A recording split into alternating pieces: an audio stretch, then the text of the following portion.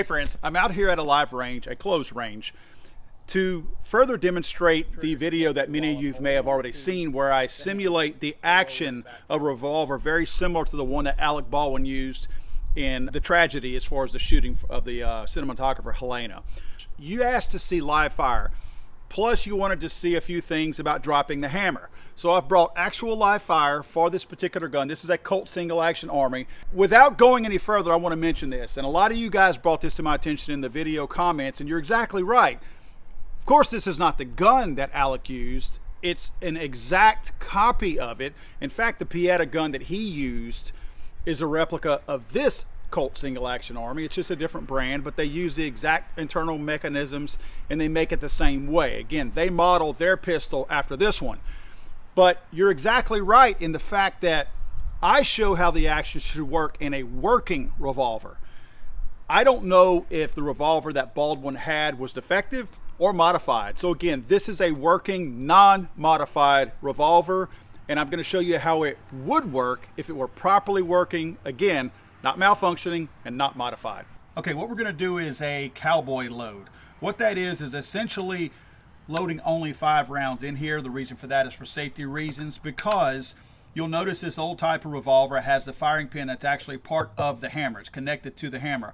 A lot of the newer revolvers have transfer bars and they have a floating firing pin in the revolver itself that the hammer slams into, pushing it into the primer. This is an older model, and again, the Pieta that Baldwin used is modeled after this single action Army. So my guess is going to be that this is assumption that the firing pin is going to be connected to the hammer. So again, for safety's sake, we are going to be loading this with the old school cowboy load.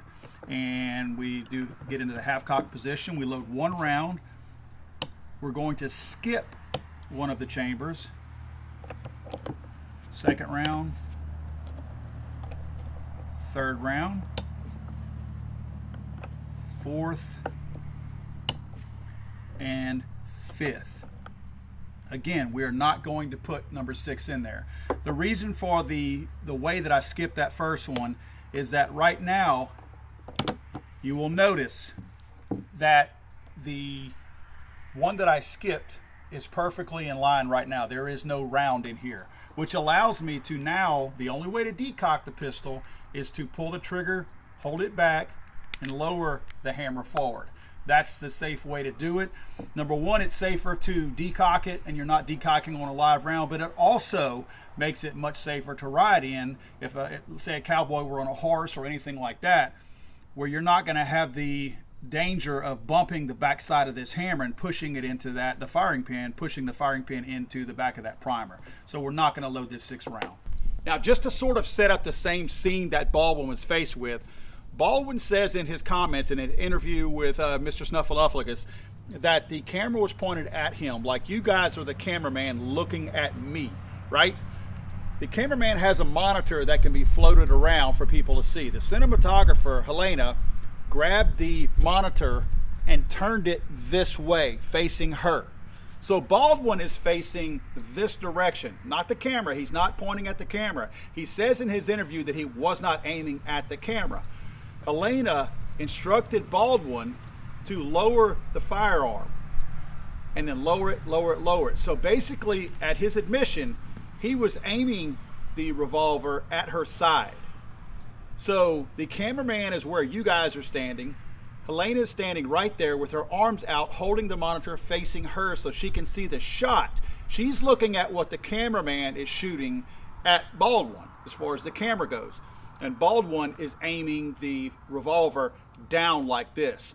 The round that entered her from the side, went through her and hit the director behind her in the shoulder. So that's why I have this dummy here to simulate the actual angle and the trajectory of how everything went down, because a lot of people have also asked that if 2 people were shot, how did that happen if 1 round went off accidentally? It's because it passed directly through Helena and hit the director, Souza, behind her. Real quick, we had talked in the previous video how you could tell if there were rounds in the revolver, what types of rounds.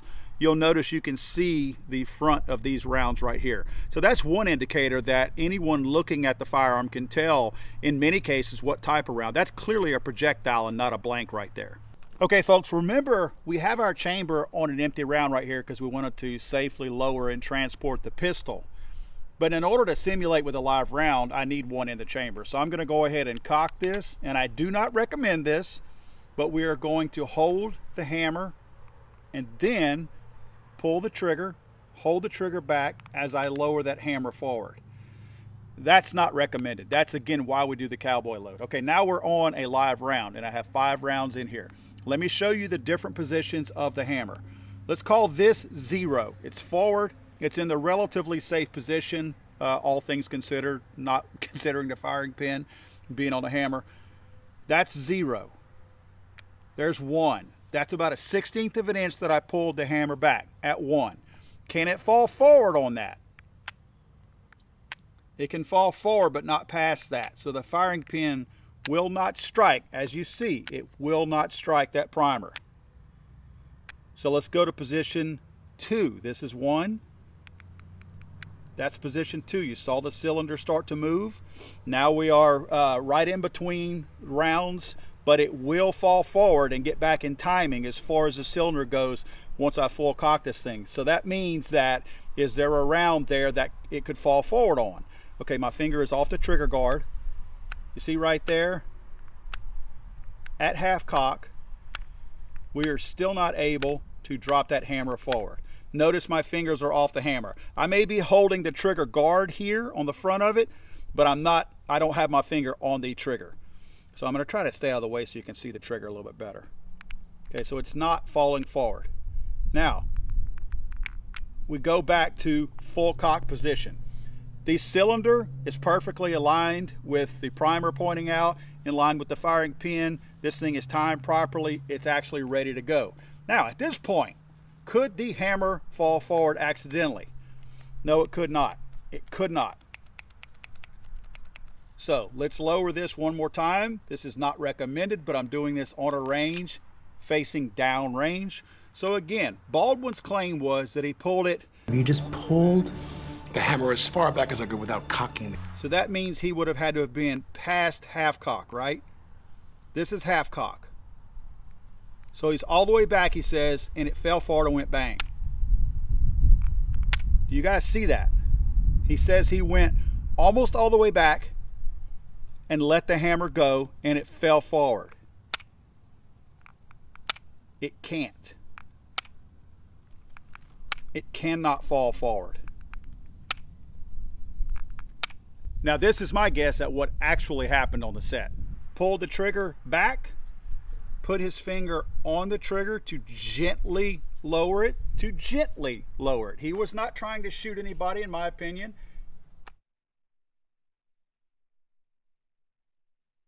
I let go of the hammer, bang, the gun goes off. Okay, folks, the obvious question in all of this is, how did a live round wind up in a prop gun? There's allegations that the gun was being used for target practice with live rounds earlier in the day or at some point prior to the scene. Doesn't change the fact that no one checked. No one checked to see if the pistol was loaded with a dummy round, a blank round, or, God forbid, a live round. A lot of negligence on this set. I'm not an attorney, but I know right from wrong, and I know when somebody is negligent at something. And whenever you are on a set and somebody is handed a revolver and told that it is cold, clearly there's negligence involved. Now, with that being said, the scene did not call for the revolver to be shot. It was not meant to be fired. So why was there anything in there? In other words, the armorer, prop master, whoever, including Alec Baldwin, should have made sure there was nothing in there. Because if he was that close to her anyway, even a blank round with no projectile in it sends a pretty good amount of force, and that was a .45 Colt that they had. It sends enough force that it still could have hurt her had it not even been with a projectile in the tip of it. Unless this revolver was modified or malfunctioning, there's no way that Alec Baldwin could have shot Helena the way he said that he did without touching, pulling, whatever word you want to use. But without manipulating that trigger, it is impossible for that hammer to fall forward without releasing it with the aid of that trigger. I let go of the hammer, bang, the gun goes off.